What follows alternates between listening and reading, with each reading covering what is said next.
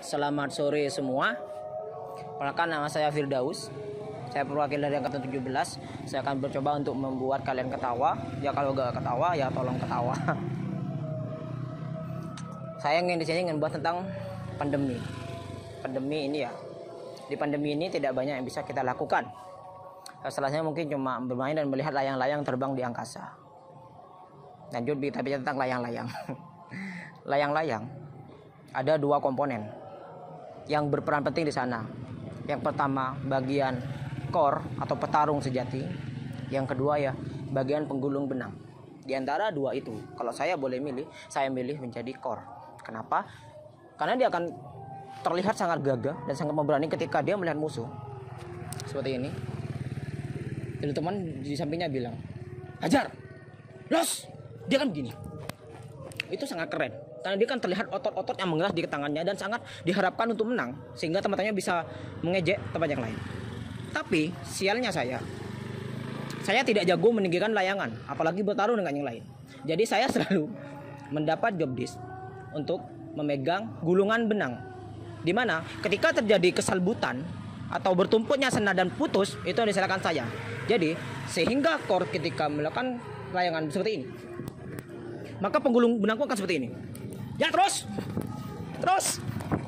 gulung terus. Nah, Anda tidak tahu para core bahwa saya selaku penggulung benang capek. Anda marah-marahi, Anda salahin kalau kalah. Anda pasti saya yang disalahin. Tapi saya sabar. Untunglah saya sabar. Selain melihat layang-layang, pandemi ini juga berdampak yang lain loh. Contohnya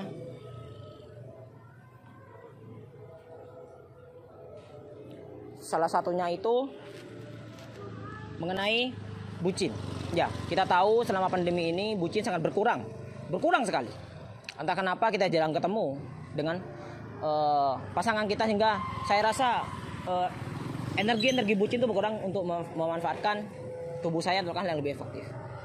Selain itu, di dalam bucin ini, selain dengan bucin kita juga tidak bisa bertemu teman-teman kita di sekolah.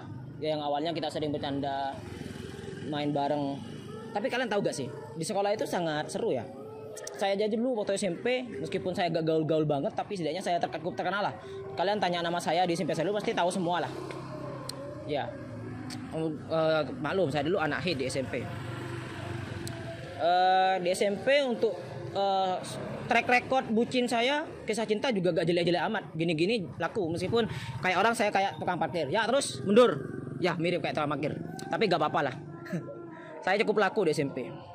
Bukan cuma di SMP, SD pun sudah ada yang mau. Biasalah, kalau di SD kan pasti dijodoh-jodohin sama teman-teman. Pasti di situ ada kualitas cewek dari yang paling maksimal sampai yang paling minimalis. Dan untungnya saya masih dapat meskipun yang minimalis. Tapi saya tidak pernah rendah hati karena saya selalu yakin di dalam sinetron bolehlah dia jelek ketika kecil, buluk, tapi saya yakin ketika dewasa nanti dia akan cantik. Dan itu pun terbukti. Dan saya cukup kecewa karena dia tetap buluk. Nah, tapi setelah SD, ketika saya masuk di SMP, saya mulai merasakan kepedean yang sangat tinggi. Ketika saya masuk jadi organisasi penting kayak OSIS, wah sangat terkenal. Oleh karena itu, saya cukup terkenal lah.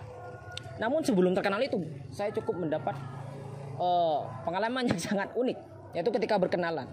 Saya kan ikut sinetron. Bukan ikut sinetron. Saya sering melihat sinetron. Di sana ketika ada orang baru, kan biasanya kan ada orang cowok diam, tiba-tiba dia ngelamun, disamperin, lalu mereka kenalan. Itu pun saya praktikkan karena saya sangat gagu. Saya dari desa, saya sekolah di kota. Saya praktikkan, saya maju pelan-pelan. Ada cowok, saya lirik, dia juga ngelirik. Mungkin di kepalanya, ngapain nih? Saya tanya, ngapain mas?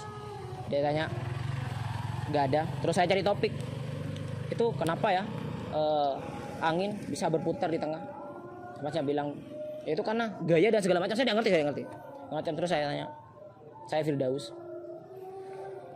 saya Roni, dan sejak itulah teman cowok pertama pandangan saya di SMP. Setelah itu setelah saya kenalan, saya berlanjut kisah cinta saya. Bukan berlanjut dengan cowok itu ya. Saya berlanjut dengan saya menaksir sebuah cewek. Asik. Saya menaksir. Saya coba mendekatinya. Tapi dengan segala batas kemampuan saya, sepertinya saya tidak akan diterima sama cewek itu. Namun pada suatu ketika ada sebuah kegiatan yang menurut saya harus mempunyai pasangan. Jadi saya paksa, saya mengikuti tutorial yang sudah dilakukan para artis di sinetron. Saya buat surat romantis yang isinya menembak. Jadi intinya, kalau kamu mau jadi pacar saya, kembalikan suratnya ke saya. Ya kalau kamu gak mau, ya udah silakan dihancurkan suratnya, ditaruhkan tempat sampah. Setelah pulang sekolah, saya tunggu. Cewek yang saya suka pun lewat. Saya diem. Kok gak ngasih apa-apa? Penasaran dong. Saya melewati semua jejak yang dia lewatin. Saya buka tempat sampah satu persatu untuk mencari kebenaran tentang apakah saya berhasil atau tidak. Tempat sampah satu saya buka, gak ada. 2, gak ada. Senang. 3, gak ada. Singgah sampailah di tempat sampah terakhir.